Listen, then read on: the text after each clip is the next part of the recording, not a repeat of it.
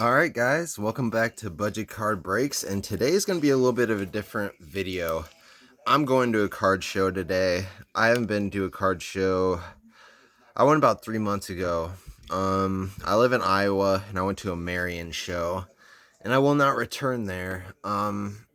It's a smaller town, and it was one of those shows where it's all 60, 70-year-old men selling cards, really old baseball cards that no one cares about except them. I mean, I'm just saying baseball's so dead, and like you'll be lucky there to find maybe some football cards, but just no basketball. And I mean, I do like my modern basketball, don't get me wrong, but just some basketball at least, you know what I mean? So I won't be going back to that show, but this show is actually my favorite show that happens in town. Still not that great because I'm a Kaboom collector, and I've probably been to about 7, 8 shows in my life, and I've only found one Kaboom at one show, and it was actually the best Kaboom I ever bought. It was a Devonta Smith, who plays for the Eagles, wide receiver. It was his rookie card Kaboom, and I paid 125 for it, raw, and I think it's going for about 400, 500 raw right now. Who knew the Eagles would do so well, but even 125 for a rookie I thought was a great deal. So that was cool that that happened. But so the problem with today is that I was going to complain about this last video I made, but so I did get a new job where I make more money, and I work at a big corporation, like a franchise. And the last 2 weeks I was paid in cash. I signed up for a direct deposit 5 weeks ago. I still haven't gotten it. I was supposed to be paid on Friday. Um, I wasn't paid. I mean, I have bills to pay. I was hoping I'd have at least $100, $200 to bring to this show. I was able to scrape up $50 and these cards for trade. And this is the kind of experiment that I'm gonna have.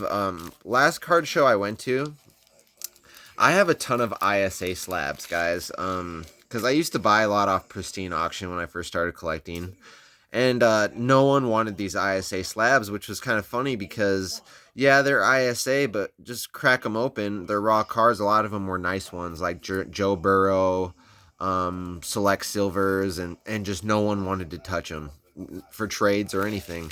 So I'm bringing these cards for trade. I counted them up conservatively. It's I would say if I was super conservative, it'd be about 350, about 400, and that's if they wanted all of the cards. I mean, in a perfect world, they would give me like 350, 400 in trade, and then I could throw like 50, maybe a little 60, 70 in, and get. I'm trying to consolidate my collection. I have a lot of slabs, guys. Probably a few hundred at least. I mean, I have like 45 Pokemon slabs, and I don't even collect Pokemon that hard, so you'd probably have to times it by like 5, 10 in the sports department. But so we'll go over the cards that I'm looking to get traded and what they're basically worth. So these 3 cards I picked up, I thought they would be worth more because they're case hits, and they're just kind of cool. They're license cards. But the problem is, like, this card a year before is worth like $1,000 because it's the rookie card, and they're actually kind of a better design than this year. But I just kind of saw these on YouTube and scooped them all up for $30 a piece. This one's going for like 50. I'm sure this one's probably going for 40, 50. He's playing so well right now, and this one's like 30. But he's on the Clippers, so I mean, in the perfect world, I would like $100 in trade for this, but probably a lot less.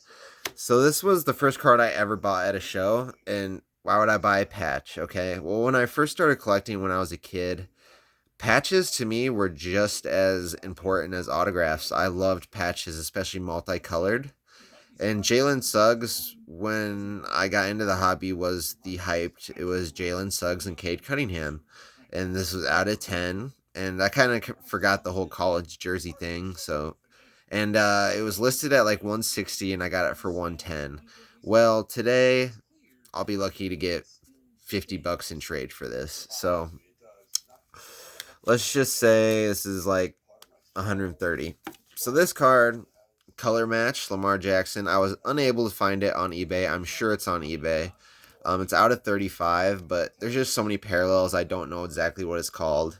I found another purple color match one out of 45 that was graded. That was going for like 100, 110. So since this one's ungraded, I mean, I've watched. See the difference between me and some collectors. I know a lot of collectors that really don't watch sports, guys. They don't. They just like collect and so I've seen multiple Lamar Jackson games. I'm not really impressed with him. Like, at least not to a term like I would buy his rookie cards, because those are always with money. But this is a second or third year card. Like, it's numbered and stuff, but it's just something I'm willing to trade at this point. Okay, so now we're into the slabs. And a lot of these slabs are like $5, $10. But so we'll start at the top, the more expensive ones. This one's like $40. I picked this one up at the first show ever. I was actually there with my mom. How funny is that? And she picked this one out. And surprisingly, it's worth like $40. So that's the most expensive slab. This one, probably like $10. So, and when you're giving to a dealer, you got to give them space to make money. So probably 5 because it's in GMA. This one probably 5, 10 if I'm lucky. So let's say $50. 10 right here, 60. 5, 10. We'll be generous and say 70. 70. Trey Lance, I bought this when this was hot. To 5, maybe $10. Admiral, I liked his name. And this one happens when you just buy cards, you think that looks cool, and you don't know much about the player. This is literally maybe $5 I could get if someone even wants it. This another card, $5 maybe if someone wants it. $5, Juan Soto, but it's just a base. And a lot of these, like these ones, I got out of mystery boxes. Like I would never buy these. This is an old one I had for a long time. Probably $5, $10. 10, $15. 10, $15. 10, $15. $5. $1. Under $5. $10. Maybe 15. 5, 10. 55 price sticker. I actually did pay $50 for this card. I don't know what I was thinking. Lucky to be get 30 trade in it. And this is a first. Gem 10. Maybe I get 10 for it. I looked up the prices last night, but there's just a lot of them. So, like I said, I would love to just go up to a table and spot like a $300, $400. A nice silver prism is kind of what I'm looking for. If I could find like a Donovan Mitchell, because I really like the 2017 design of Prism. It's probably my favorite. Or 2018 is pretty good too. But I feel like as each year's gone on, I've disliked the Prism design more. Like the newest design is actually my least favorite. So as each year goes on, so I'm hoping the next year they kind of simplify it a little bit more. I just feel like they're just doing a little too much with it. But again, let me know what you guys think. My prediction is from the vibes that I've been getting from card shows, the ones that I've been at, they want cash. They don't want to trade. The way the market is right now, they want to sell their shit. They don't want more inventory. So, yeah, in a perfect world, I mean, to be honest, realistically, let me see. I mean, they'll probably want some of these bigger guys. Like, I'll probably be able to get these off. I should be able to, I think. The LeBron ones, probably. Trevor Lawrence, the Kevin Durant's. But as far as, like, these other ones, I mean, maybe the LaMelo, we'll just see what happens, man. It wouldn't surprise me if, I mean, last show I went to, I had an impossible time. I had no cash on me at last show I went to, and, it was that Marion show, and I did end up getting a trade for a card. I traded for that Ja Morant card with the dead rapper in the background, just because I think in the long term that card's gonna go up a lot. Just because I think a lot of basketball fans in turn are rap fans, hip hop fans. At least I am. Um, and last thing I'm gonna do to close up this video, I know it's long and stuff, but the stuff that came out about kabooms, that's definitely important information for me. You guys know I collect kabooms. I have a huge kaboom collection, and that's why I always wonder about what would happen if I show up at one of these shows, because every table I go up to, it's the same thing.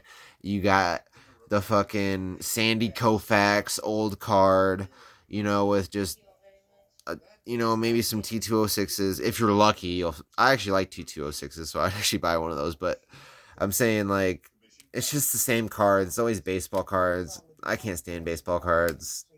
Football, basketball.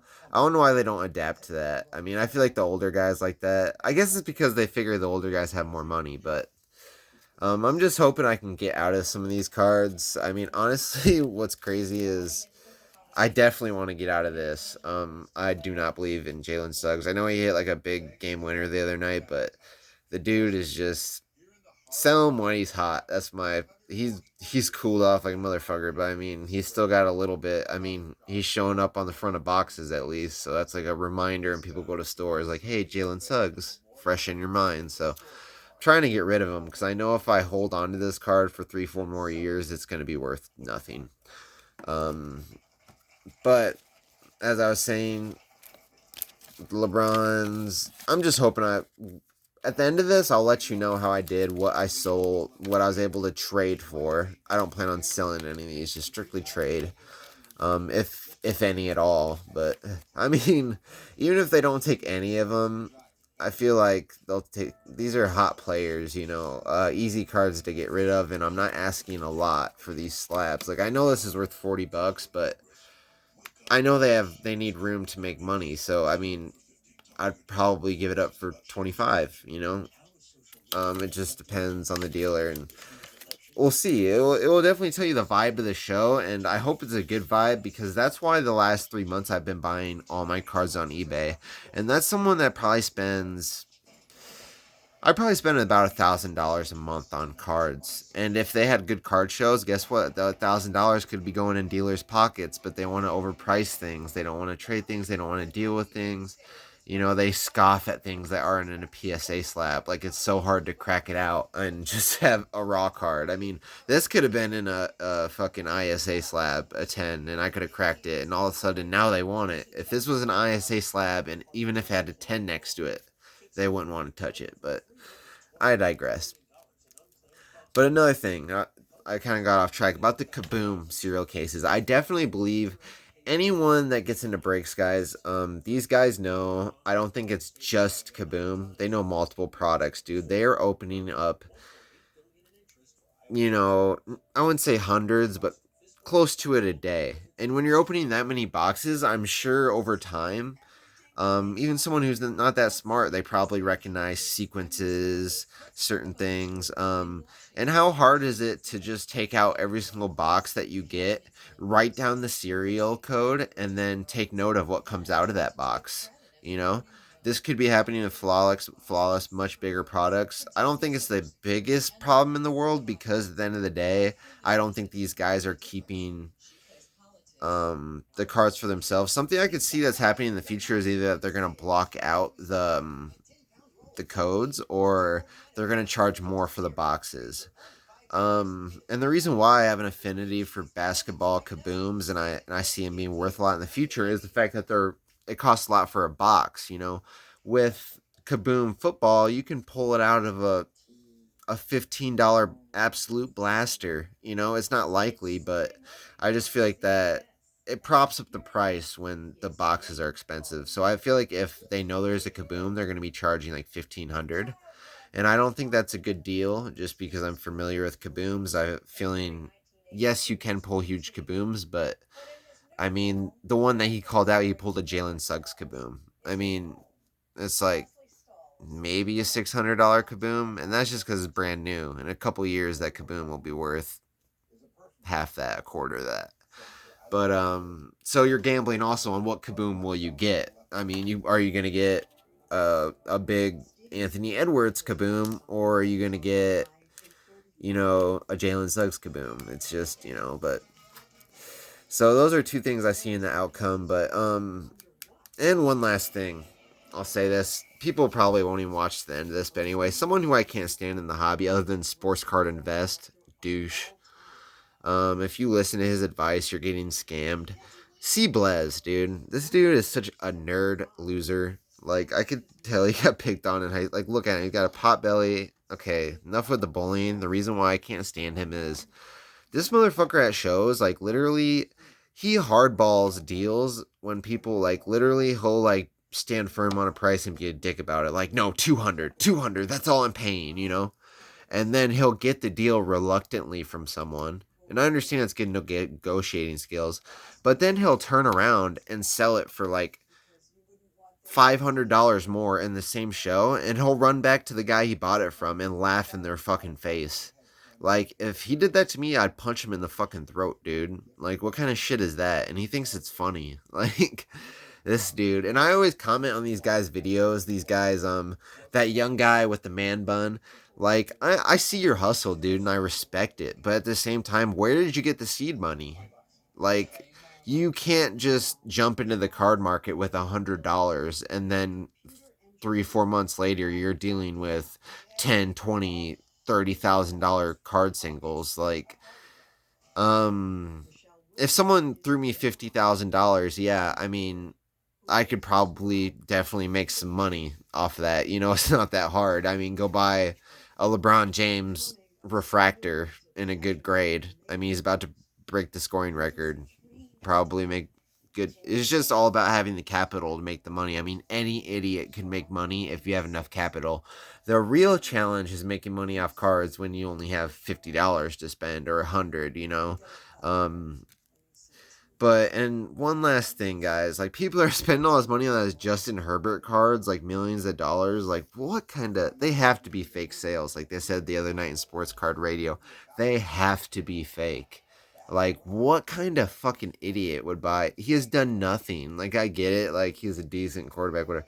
The San Diego Chargers, dude, they're a notoriously not a mediocre team.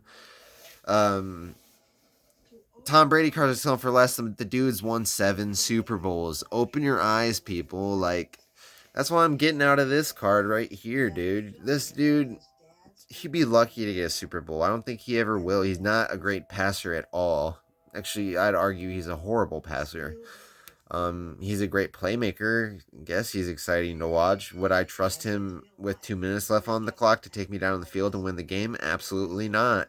And that's kind of what's important with a quarterback. Quarterbacks I would invest in, because I'm not going to down on everyone.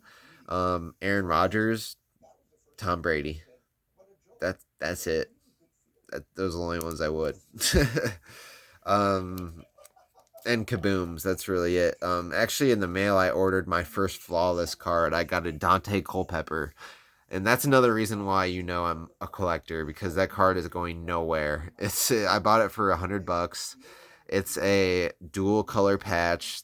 Um, so like 2 different spots with the patch, 3 colors with his auto out of 15. And growing up, that's what I watched. Dante Culpepper and Randy Moss. That was Vikings are my favorite team. I grew up watching him. I have affinity for him. So I don't mind spending that on a card. I know I'm never gonna sell that card. That's gonna go in my special case. And yeah, these are cards that aren't in my special case. And my special case probably has about 100 cards. And the qualifications for the special case probably has to be worth more than $150. Usually a lot of in there, like Mint 10 rookies, John Moran, Zion, different color rookies, autos of Kyrie. I just sent my Kevin Durant rookie auto off to BGS, so fingers crossed. I saw the funny thing is, when I was getting ready to do that submission, I have this light right here next to me, a really bright light, and I whipped out my magnifying glass. I didn't videotape it, but I was able to find a small issue with every card. So I'm really curious to see how hard they grade me, because I know there's a 34% gem rate. And honestly, I'd be fine with getting like an 8.5 on that KD card as long as the auto gets a 10, which I think it should. The auto looks really nice. But I'm just curious how harsh they are because it was literally impossible for me to find.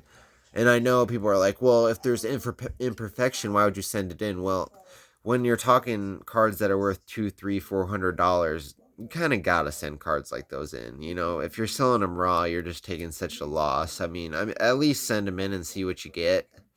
I understand if it grades a 7, yeah, you should probably crack it.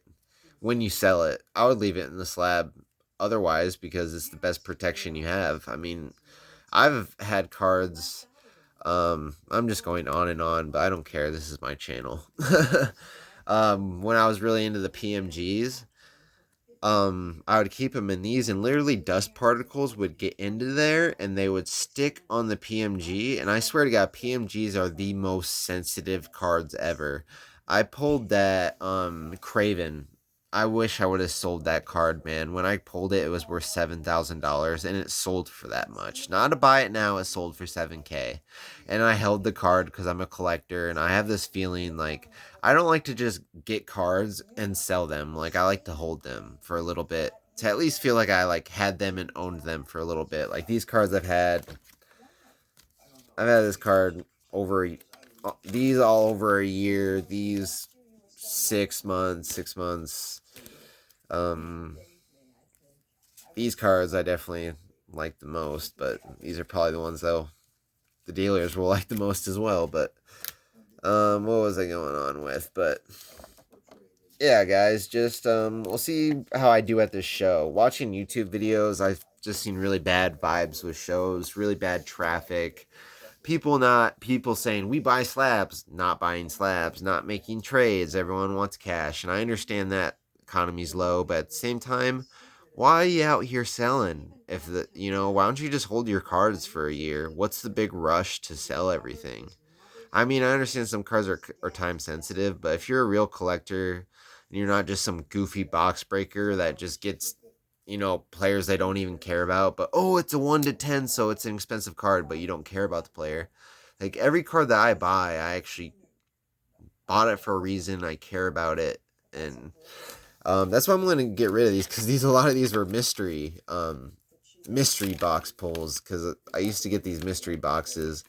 And the reason why they pulled me in is because I did pull a couple really good John Morant rookie gem mint 10 cards. But they definitely had the last laugh because they gave me some $5 slabs, some $10 slabs. But that's where a lot of these came from. I made sure they were all PSAs. A couple are GMAs, CSGs, but at least main brands so they don't scoff at me. But we'll see how we do. I said it over and over again, but if I come home with an empty stack and a really nice card, be very proud of me. And I'll end the show with um I think Blaze is in on it. No one breaks more flawless than him, right? He seems like a sketchball dude. This is the kind of dude that will lie about knowing inside information. That's just my prediction. I know he'll never hear about it, but yeah. Sports Card Invest, Blaze. I have problems with those guys. Alright, see you guys later.